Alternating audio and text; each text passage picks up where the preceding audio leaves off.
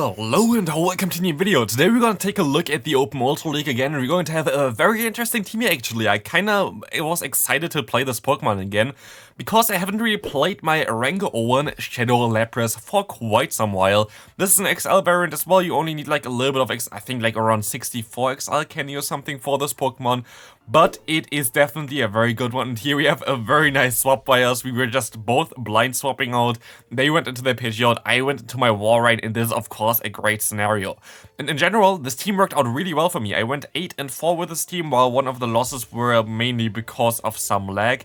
And I was also really unlucky. I've encountered quite often something like Golisopod or whatever, and they always got the debuff immediately, which really changes the game for quite some different plays. But yeah, you're going to see it anyway in the video. But I wasn't always the luckiest person with this team and still went 8-4, which is really nice to see, as still Lapras slaps quite hard, as here the Buzzwole is going to take the main job. But of course, you have to give Lapras a kill here as well, right?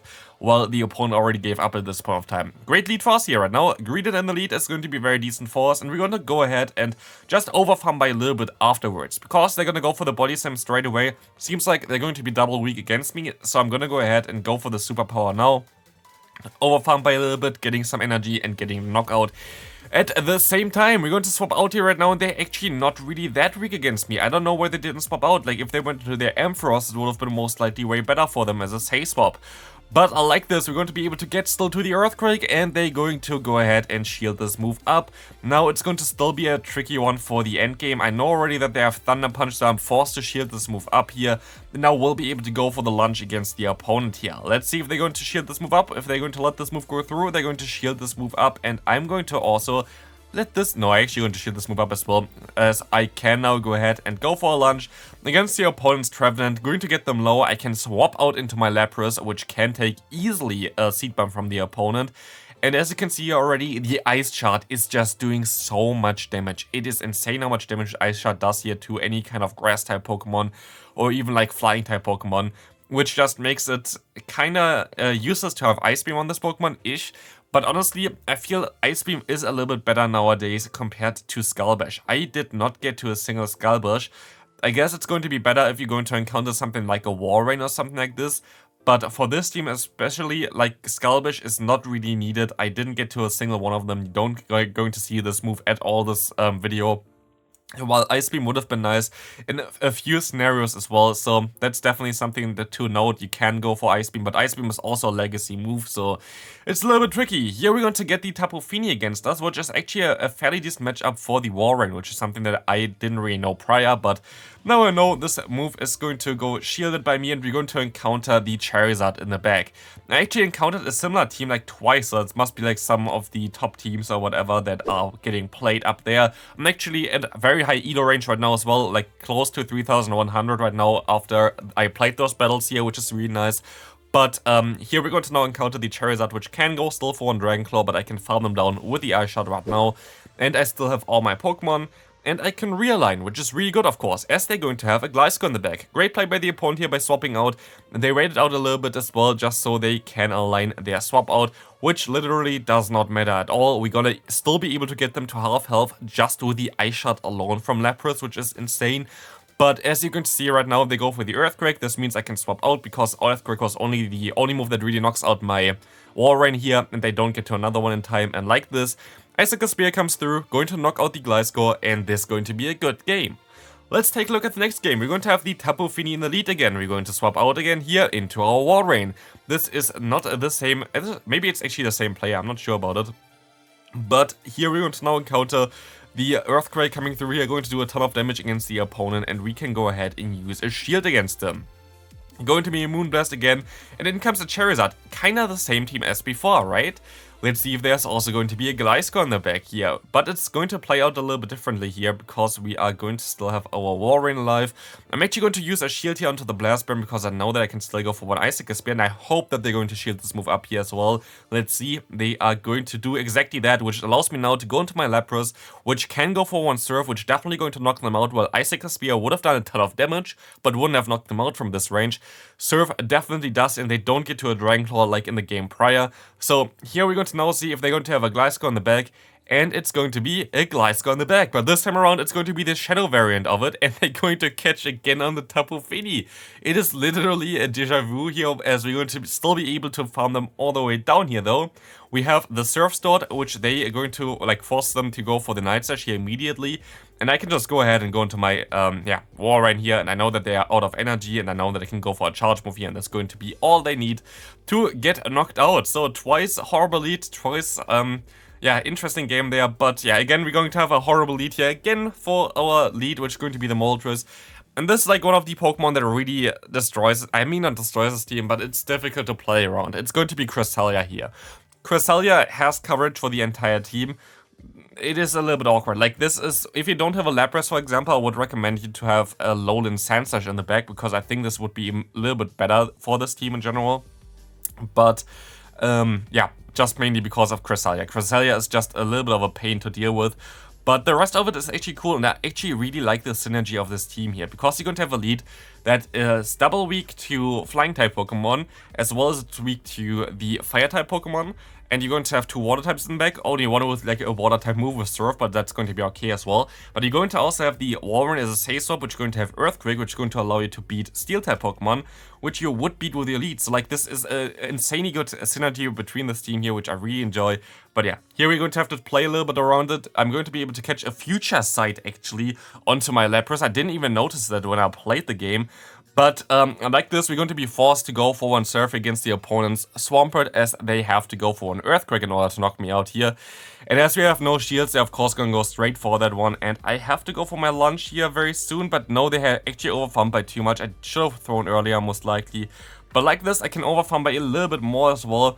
But it's not really looking too good for us, as we're still going to have to deal with the bird. I actually had to overfarm by this, but we're going to see here right now, Moltres has of course the Wing Attack fast move, double super effective against me.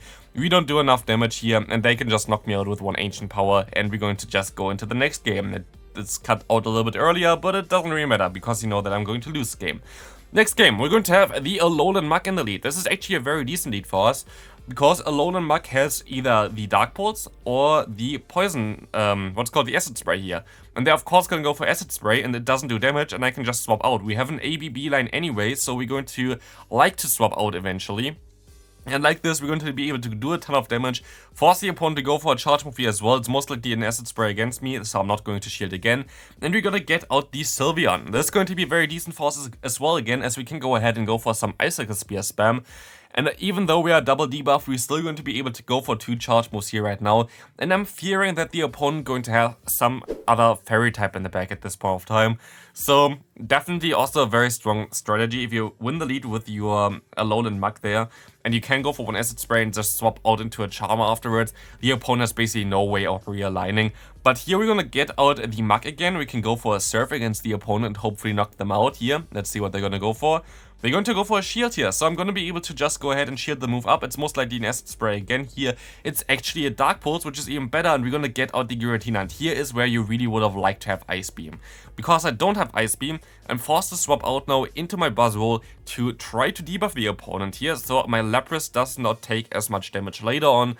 And this actually really worked out well, because the opponent wasn't even able to farm me all the way down here without throwing it usually. But like this, I'm still going to be able to go for another one, of course resisted, but still going to do some damage here. And I think at this point the opponent had some lag or gave up, or I don't know what they really tried to do here, but they just went for the Dragon Claw afterwards. I can farm them all the way down, and now I just have to go for two Surfs, but the opponent decides to forfeit anyway. But again, here, definitely one of the scenarios where Ice Beam would have came in clutch. Next opponent. Very okay-ish lead for us, and we're going to see the Weezing coming in. You see me staying in here, even though all my moves are going to be double resisted, which is really bad, of course. But I kind of want to just get the debuff onto the opponent, which works out really well for me, as you're going to see right now. As now the Overheat is not going to do half, so I'm going to be fairly certain that I'm going to survive the next one, which is now triple debuffed. And yes, pretty easy survive there for us, and we can just go straight for the Earthquake here right now, after we overfarm by quite a bit, and knock them out, allowing us to realign.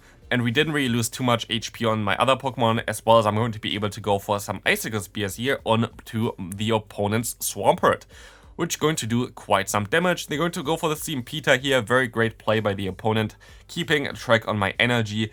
But I will be able to go back into my Buzzwole here right now, and if the opponent wants to swap out again later on, I can still debuff them. And this is like the beauty of Buzzwole. Having lunge on this Pokemon is so nice, as we're going to see it here right now in action. I will be able to just go for lunge against the opponent's, Dark and Poison type Skuntank, and I can now catch the move onto my Lapras, which does less damage because of the debuff.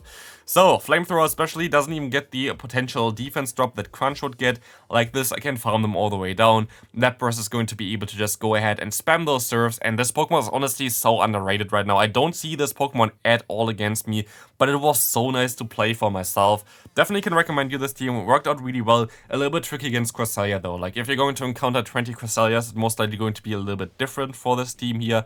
Then like something like a Shadow Alolan Sandslash would be better than Lapras, but I only encountered this one Cresselia and that was it. So maybe I was just lucky, but maybe the meta around 3000 plus was a little bit different. Next opponent, horrible lead kinda here. This Pokemon also kinda walls us a little bit, but you can play it out with Buzzwole, and that's exactly what we're going to try to do here right now. I know that the opponent is also a very skilled battler, so here we're going to go ahead and try to go for the swap. Actually, I tried to swap out there, but didn't work out. But here we're going to go for the shield, and now I'm going to commit, because I thought I would be able to outspeed them, but I actually don't.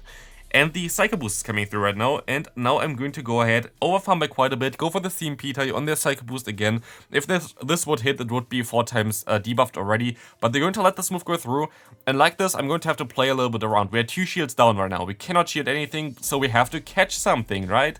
We're going to be able to catch the move on the Walrein right now, debuffed Sludge Bomb, which is going to be fine for us, and we're going to get out the Sandslash.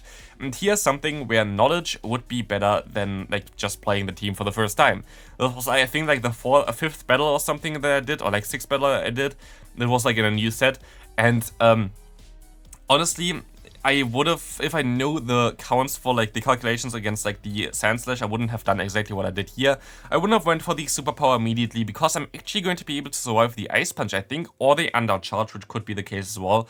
But like this, it's going to force me to go into my Lapras. And also, another mistake, I could have just stayed in and went for another counter to do more damage against the opponent, which might have came in clutch later on as well.